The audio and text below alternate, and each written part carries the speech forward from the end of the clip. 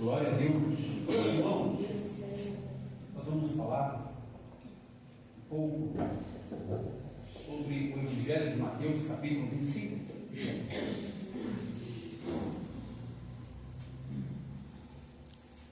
Evangelho de Mateus, capítulo de número 25, a partir do primeiro versículo, o texto para a nossa meditação e reflexão esta noite, em nome de Jesus. Diz assim: então o reino dos céus será semelhante a 10 virgens que, tomando as suas lâmpadas, saíram ao encontro do esposo. E 5 delas eram prudentes e 5 loucas.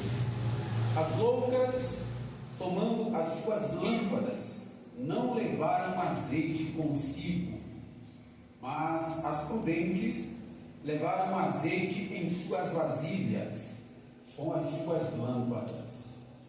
E, tardando o esposo, tosquenejaram todas e adormeceram. Mas, à meia-noite, ouviu-se um clamor: aí vem o esposo, sai-lhe ao encontro. Amém? Amém. Glória a Deus. Meus irmãos, nós temos um texto muito conhecido pelos irmãos, um texto que é bastante consultado, não é? Nos momentos de devocional. Também um texto que é bastante falado nas ceias, porque tem uma mensagem poderosa e também tem um poder que nos leva a refletir sobre a nossa vida diária. Aleluia, Jesus. Sobre a vida cristã. E nós vamos refletir dentro de poucos minutos a palavra do Senhor.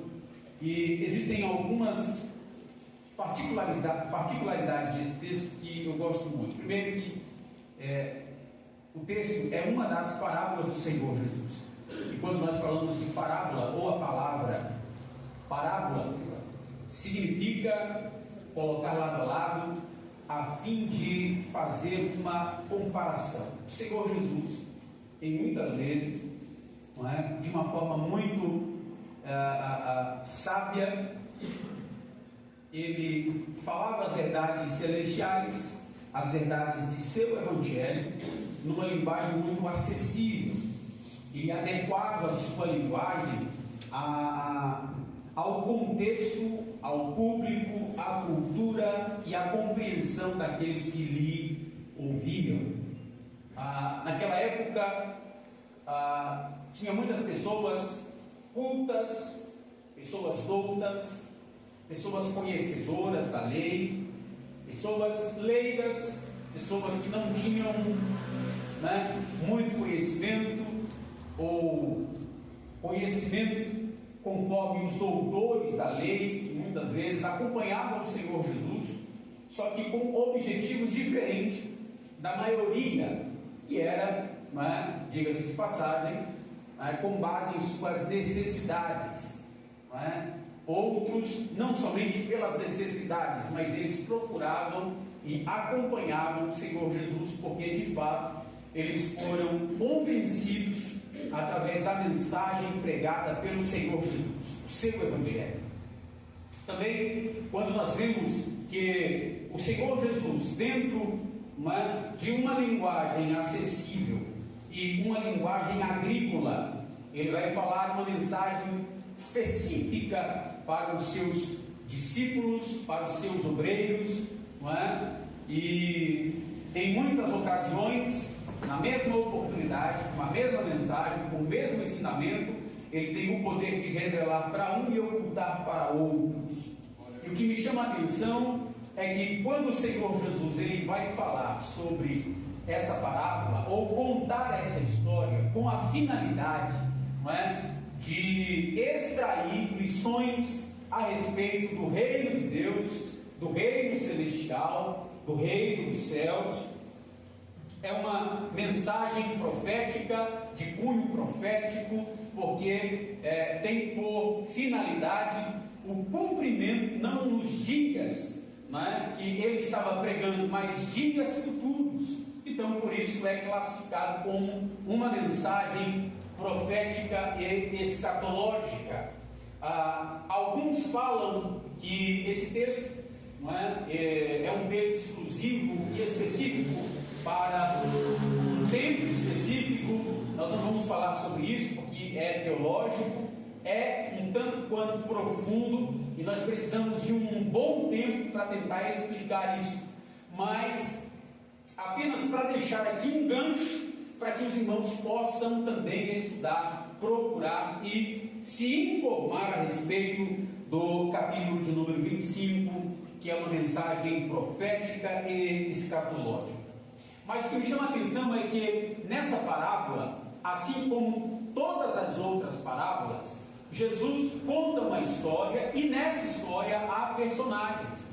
E também não somente personagens, mas também elementos. Então a junção de personagem e elementos se juntam, se extraem interpretações e significados implícitos de pessoas e de objetos, a fim de colocar em prática, a fim de extrair lições que o Senhor Deus quer falar com o seu povo. No caso, capítulo 25 do Evangelho de Mateus, o Senhor, ao contar uma história, ele vai falar que o reino dos céus é semelhante, a uma quantidade de mulheres virgens. Ele fala aqui 10 virgens, e ele classifica, ele separa essas 10 virgens em duas classes. A primeira de 5 pessoas, de 5 mulheres e 5 virgens prudentes, e as outras é o oposto, não é? Pessoas, mulheres virgens que eram loucas, que não se prepararam.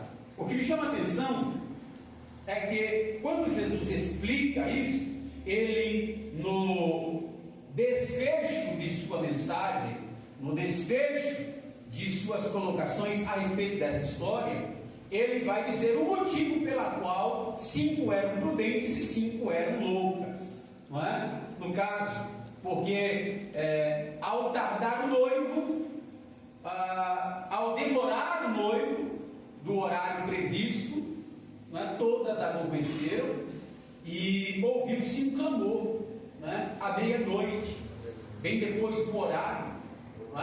A Bíblia não fala, mas podemos parafrasear com base no contexto histórico e cultural daquela época, que o noivo ele vem de forma tardia, mas dentro de uma perspectiva profética, dentro de uma perspectiva divina, e dentro de uma perspectiva de propósito. Ou seja, o noivo veio tarde na história contada por Jesus de uma maneira muito planejada, com objetivo, e nós aprendemos isso com a aplicação da mensagem do reino de Deus em relação a Mateus capítulo de número 25.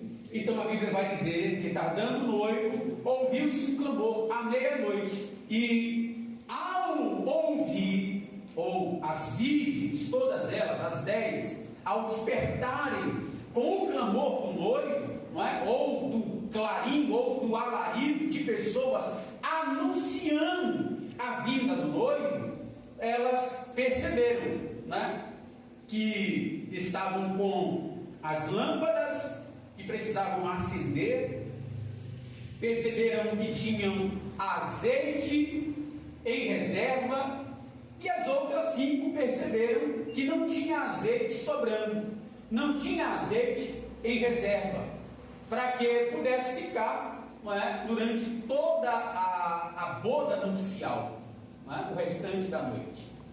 E é por esse motivo que Jesus classifica 5 prudentes e 5 loucas. O que o texto não diz, e muitas pessoas acabam pregando, é que essas 10 virgens são 10 noivas. Não existe 10 noivas, é apenas uma noiva, e essa noiva é o elemento oculto da parábola, não é?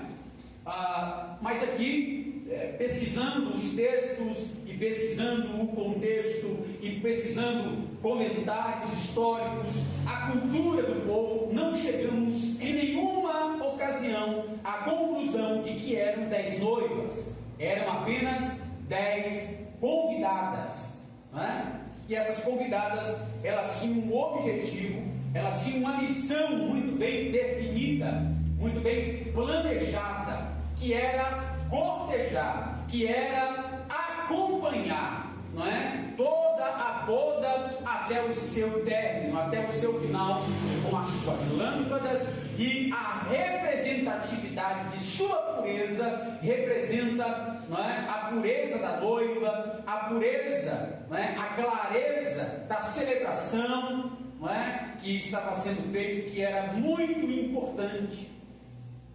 O que me chama a atenção, queridos, é que existem dentro dessa história muitas e muitas lições. Eu não tenho tempo de falar sobre todas elas, mas a primeira coisa que me chama a atenção é que elas tinham a consciência da importância da missão.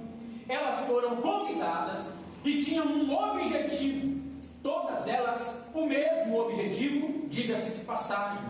O objetivo não foi para 5 apenas, foram para as 10. Todas as 10 estavam incumbidas de uma missão.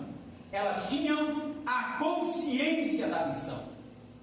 Uma outra coisa que nós refletimos e correndo aqui, para que a gente seja o máximo objetivo possível, elas não somente tinham a consciência da missão, mas elas também tinham a consciência da importância do azeite para a execução desta missão. Não somente a missão era importante, mas a consciência de se ter o azeite em abundância, com a finalidade de executar a missão com primazia, executar a missão nos mínimos detalhes, executar a missão nos pormenores, executar a missão de forma completa e cabal. Então, existia uma forte consciência dessas mulheres. Mas o que me chama a atenção é que, tendo a consciência tanto da missão quanto da importância do azeite, mesmo assim, 5 delas não foram cautelosas em buscar azeite, em reservar azeite em abundância ou a medida significativa para executar a missão. Sabe o que nós aprendemos com isso? É que todos nós temos uma missão. Nós estamos cônscios desta missão. Nós temos a consciência de que Deus nos chamou com um objetivo específico.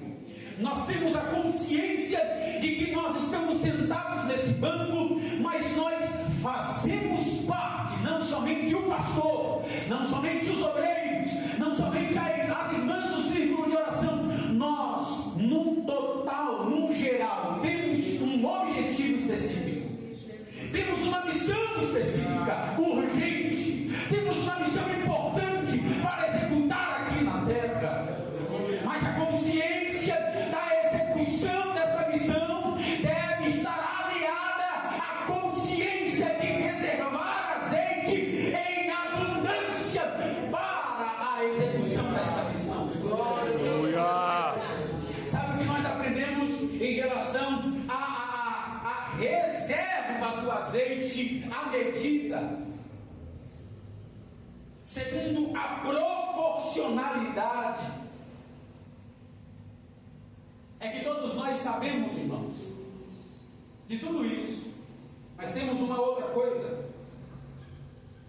elas tiveram tempo necessário para a provisão do azeite na quantidade adequada. Olha só que interessante, nós sabemos e temos consciência da missão, nós temos a consciência de que se ter o azeite na quantidade adequada, nós temos o compromisso e sabemos aonde tem azeite em abundância para buscar, na quantidade adequada para executar a missão. Mas muitas vezes são relapsos. Muitas vezes não se preocupam. Tem consciência da missão, tem a consciência do azeite para a execução da missão. Eles sabem exatamente onde buscar o azeite, mas não buscam. A pergunta para o nosso coração, antes de tocar no corpo e no sangue do Senhor, é: você é prudente ou louco?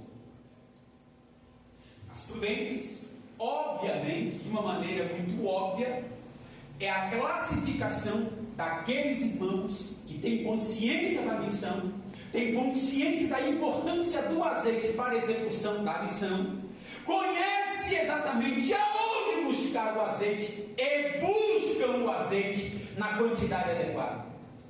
Em contrapartida, existem pessoas que sabem tudo isso, mas não buscam.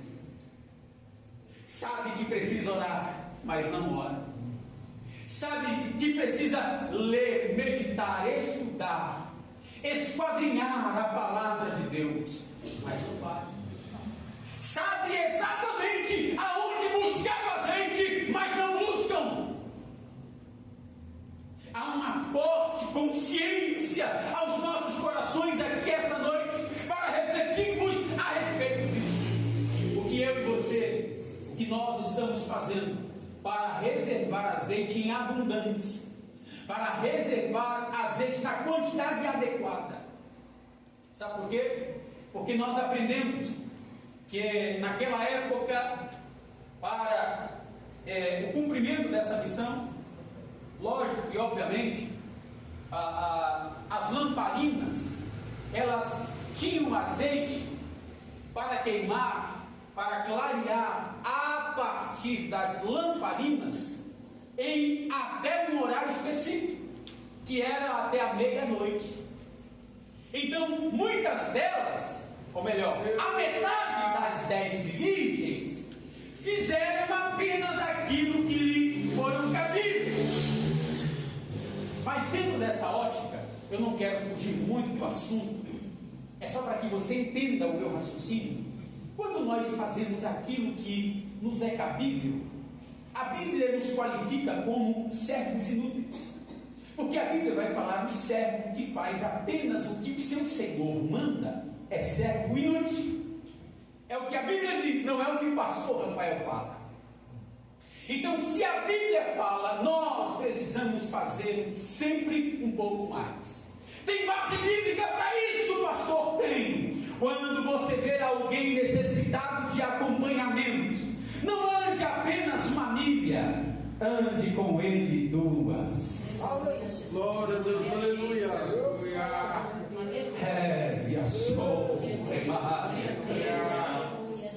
Faça além daquilo que você foi chamado para fazer. Aleluia. Vamos voltar para o texto. Vamos refletir, e aqui eu quero concluir dizendo que todos nós sabemos aonde buscar. Você sabe que existe uma fonte inesgotável, e essa fonte inesgotável é sem dúvida o altar de Deus. Glória a Deus, aleluia. É no altar e através de Jesus e do Espírito Santo que o azeite jorra, e jorra com abundância. Cabe a mim e cabe à igreja do Senhor buscar azeite e encher as suas lamparinas, e também encher os recipientes para a reserva adequada. Louvado seja Deus.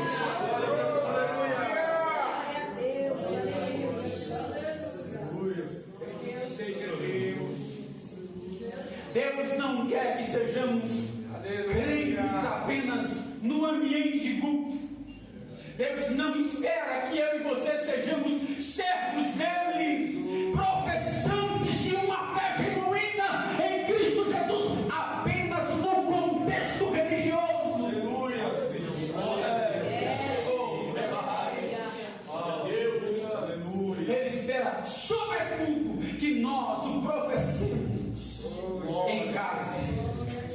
em ambientes hostis, em ambientes que o mundo professa uma fé contrária, uma adoração contrária, objetivos exclusos e fora da vontade de Deus. Aleluia. Glória.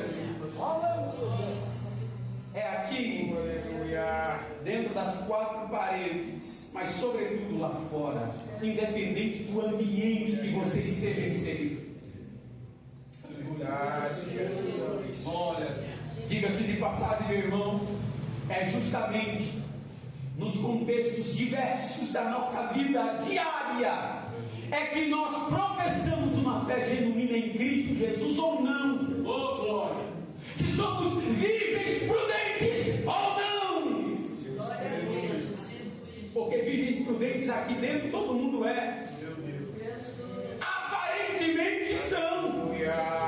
Porque segundo a explicação e dentro de uma retórica, de um ensinamento dado por Jesus, ele vai falar que todas elas eram parecidas.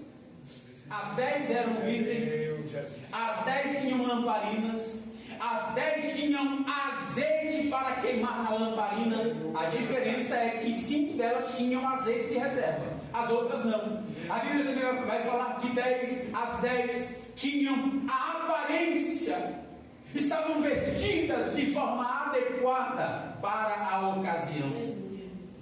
A única diferença era o azeite.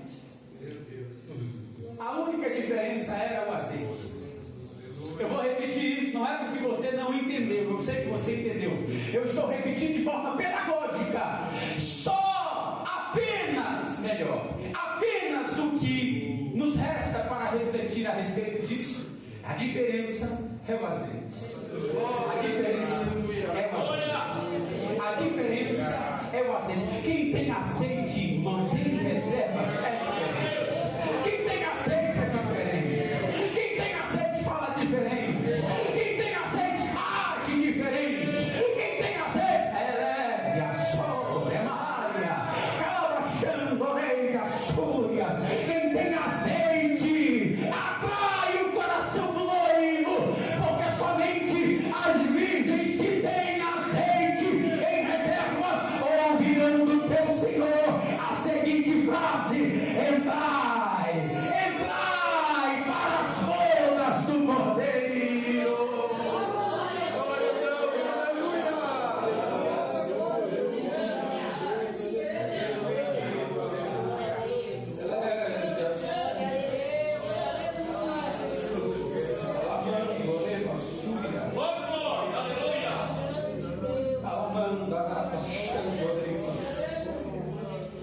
Amém, meus irmãos? Eu preciso terminar. O horário já me manda parar. Aleluia. Mas eu quero concluir aqui dizendo que o azeite é a parte mais importante. A igreja de Jesus precisa do azeite. A Bíblia diz: ao quão bom e suave é que os irmãos vivam em união. É como o óleo precioso que desce. É como o óleo precioso que desce. Não é um óleo que cai, é um óleo que desce. É um óleo que desce, é uma inferência da descida do Espírito Santo de Deus, que desce sobre a sua igreja, que desce sobre a igreja dele.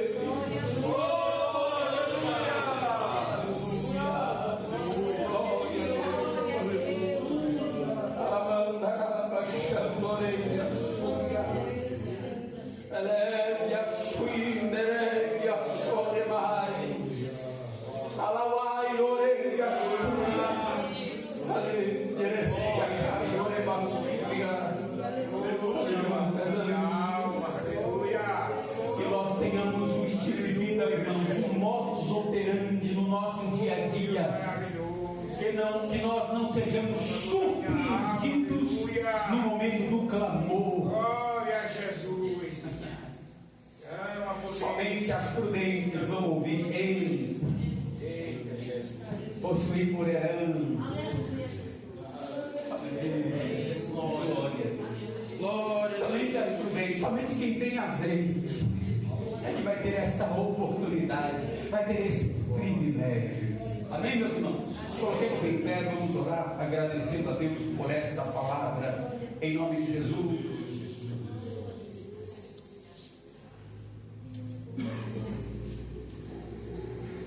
Logo após, ao Senhor vosso com a leitura oficial da ceia, em nome de Jesus. Querido Deus, Pai eterno, Pai do nosso Senhor e Salvador Jesus Cristo, nós te agradecemos, Senhor, pela ministração de Sua palavra.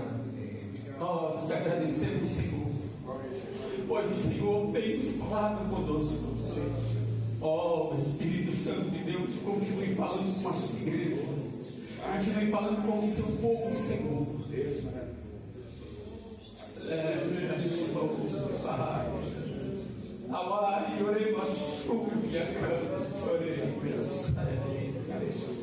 Oh Espírito Santo, nos ajude, Senhor, a nos preparar para o dia da vinda do Senhor, para ouvirmos o alarido, o toque da trombeta. Aleluia. Meu Deus, nós te agradecemos, Senhor, por tudo. Fica conosco agora e sempre, é o que nós oramos agradecidos no nome de Jesus. Amém. E graças a Deus. Podem sentar, irmãos.